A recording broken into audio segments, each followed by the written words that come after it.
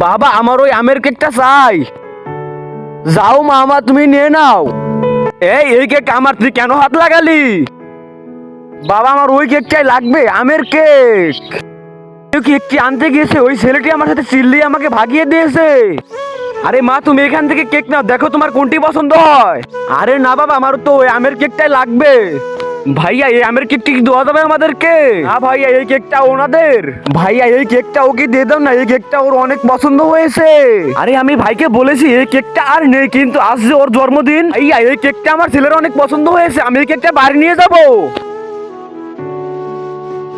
Sorry ভাইয়া আমাদের আর কোনো কেক পছন্দ হচ্ছে না।